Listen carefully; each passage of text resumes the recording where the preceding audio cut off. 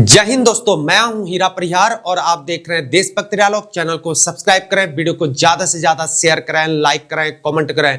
दोस्तों, जिस प्रकार भारत की जनसंख्या आज बढ़ते हुए जा रही है, उसी प्रकार आज भारत के युवक और युवतियां भी बेरोजगारी की ओर बढ़ते हुए जा रहे हैं। भारत में रहने वाले, चाहे वो गांव में रहने वाले लोग हों या हो शहरों में रहने वाले लोग, उनके परिवारों के लोग ज्यादातर सरकारी नौकरी को प्राथमिकता देते हैं और गांव में तो इसका ज्यादा बोलबाला है।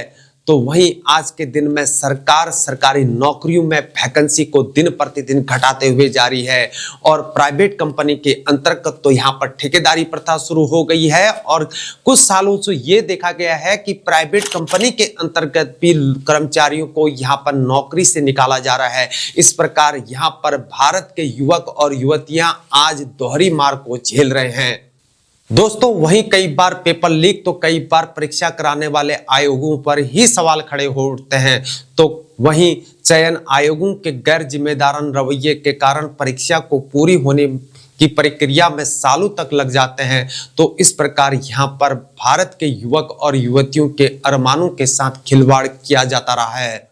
जहां भारत में सरकारी नौकरी में आवेदन करने वालों में निम्न वर्गीय, निम्न मध्यम वर्गीय परिवारों के युवक और युवतियां ज्यादा होती हैं, जिनके पास बाप दादाओं की पुरखों की संपत्ति विरासत में नहीं होती है। अगर इनके पास कुछ होता है तो सिर्फ और सिर्फ कठोर परिश्रम, लगन, इच्छा और दृढ़ शक्ति, यही चीज असल में इनकी असल पूंजी होती है, जो इनको सपने देखने के लिए और अपने सपनों को साकार करने के लिए मोटिवेट करती है।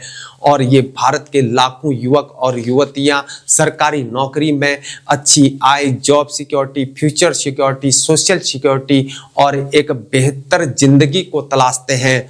और इस प्रकार भारत के लाखों युवक और युवतियां पूरे जोश के साथ बेहतर जिंदगी की उम्मीद में कॉम्पिटिटिव एग्जाम की तैयारियों में जुड़ जाते हैं। लेकिन देश में होने वाली प्रतियोगी परीक्षाओं की हालात बद से बदतर होने के कारण भारत में लाखों युवक और युवतियों के सपने बर्बाद हो रहे हैं। दोस्तों, जहां भारत में साल दर साल वैकेंसी में गिरावट और बढ़ती हुई बेरोजगारी की दर की ये दोहरी मार को झेलते हुए युवा पीढ़ी के अरमानों के साथ खिलवाड़ किया जाता रहा है, तो वहीं चयन आयोगों के गैर जिम्मेदारान रवैये के कारण परीक्षाओं की प्रक्रिया को पूरी होने में सालों तक लग जाते हैं।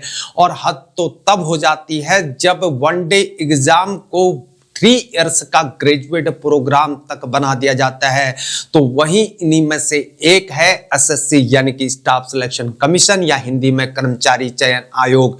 और इस आयोग पर जो है पिछले कई सालों से जो है तमाम तरह के आरोप लगते आ रहे हैं।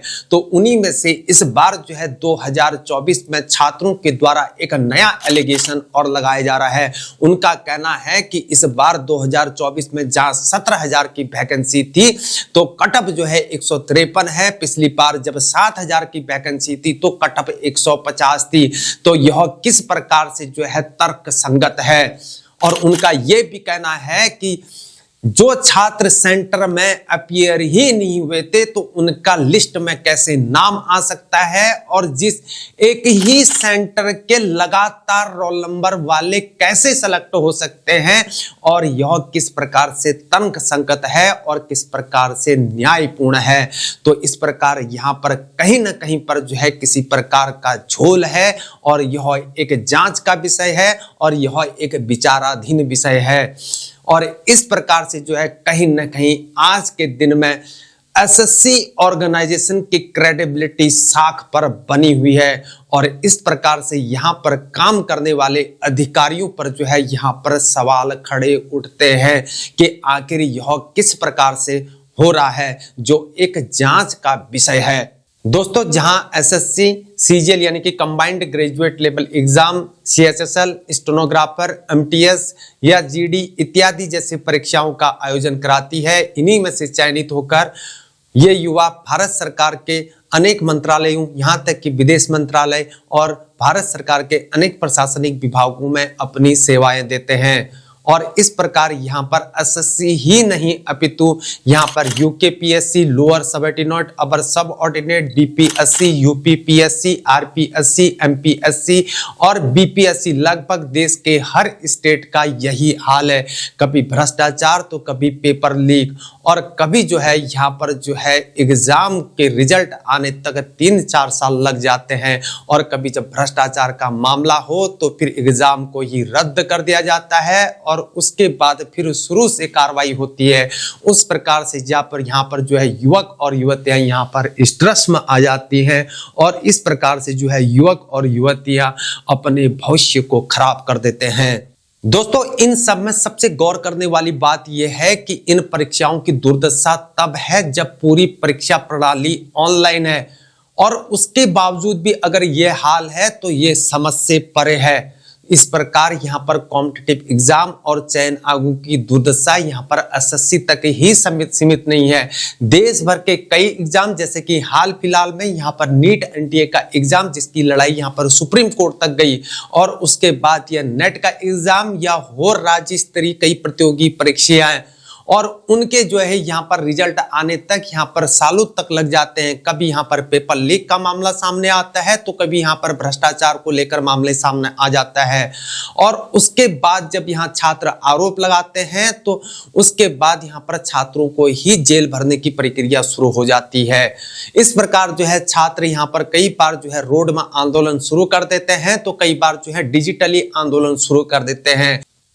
दोस्तों, इस प्रकार भारत में लगातार बढ़ती हुई जनसंख्या, लगातार बढ़ती हुई बेरोजगारी की दर और लगातार घटती हुई वैकेंसी से मेरा मतलब है कि ग्रुप ए से लेकर ग्रुप डी तक और उसके बाद परीक्षाओं के ये हाल युवाओं को आज के दिन में हतोत्साहित कर रहे हैं।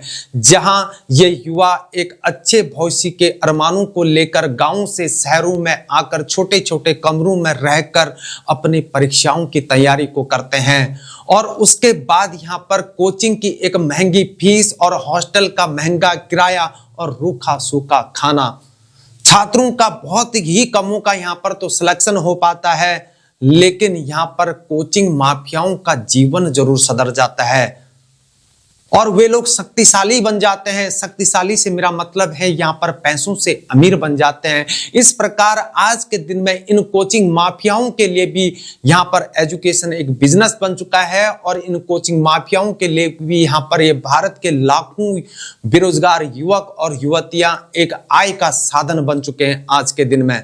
और कहीं ना कहीं जब सरकार कोई वैकेंसी निकालती है, आवेदन प्रक्रिया शुरू होती है और फॉर्म में यहाँ पर फीस होती है और इस प्रकार से जब लाखों युवक और युवतियां यहाँ पर फॉर्म को फिलअप करते हैं यानी कि आवेदन करते हैं और यहाँ पर इस प्रकार से करोड़ों रुपए की इनकम जनरेट होती है। इस प्रकार से यहाँ पर लगता है कि सरकार भी कहीं ना कहीं जो है यहाँ इन बेरोजगार युवक और युवतियों से यहाँ पर फॉर्म की फीस के रूप में यहाँ पर इनकम को जनरेट कर रही है।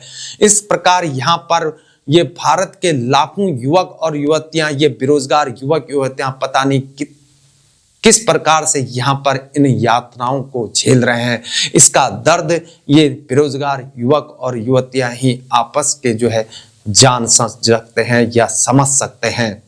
दोस्तों, इस प्रकार परिवार की चिंता और न जाने कितने मानसिक वेदनाओं से गुजरते हुए छात्र एक आशा के साथ पढ़ाई करते हैं और उसके बावजूद भी परिणाम और ज्वाइनिंग को लेकर इन युवाओं को अगर आंदोलन करना पड़े और इस प्रक्रिया में 3-3 साल लग जाते हैं और उसके बाद इन युवाओं के सपने टूटने और बिखरने लग जाते हैं। जहां आज के दिन में भारत में सबसे ज्यादा आबादी यहाँ पर युवाओं की है और इस प्रकार यहाँ पर भारत को युवा वर्ग का देश कहा जाता है, लेकिन यहाँ पर देश में युवाओं के प्रति कोई जवाबदेही नहीं दिखती है और इस प्रकार जो है यहाँ पर एक विचाराधीन विषय है, यह एक विचार का सब्जेक्ट है और इसमें हमको बहुत ज़्यादा सोचने की ज़रूरत है। और जहाँ तक यहाँ पर भ्रष्टाचार का सवाल है और यहाँ पर सिस्टम को सुधारने की ज़रूरत है और भारत सरकार को यहाँ पर कड़े कानून लाने की जरूरत है और अधिकारियों पर भी यहाँ पर लगाम कसने की जरूरत है, जो इस प्रकार के यहाँ पर 100% कार्रवाई 100%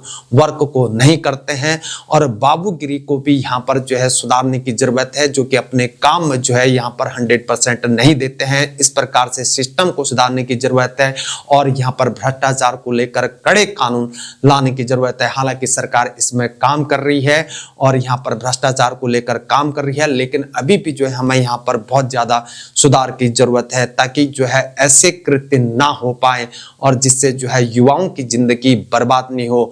जहां हम यहाँ पर विकसित राष्ट्र की बात कर रहे हैं, तो इन सभी चीजों को सुधार के ही हम एक विकसित राष्ट्र की कल्पना कर सकते हैं। दोस्तों, अगर आपको हमारी वीडियो अच्छी लगती है, हमारे चैनल को जरूर सब्सक्राइब करें, वीडियो को लाइक करें, कमेंट करें और हमारे वीडियो को इतना ज़्यादा शेयर करें कि यह वीडियो जहां तक पहुंचना है वहां तक पहुंच सकें। और दोस्तों, ऐसे ही विश्लेषण, तमाम तरह के विश्लेषण के लिए हमारे साथ बने रहिए। आज के लिए इतना ही, हम आपसे विदा लेते हैं। जय हिंद, जय भारत, भारत माता की जय।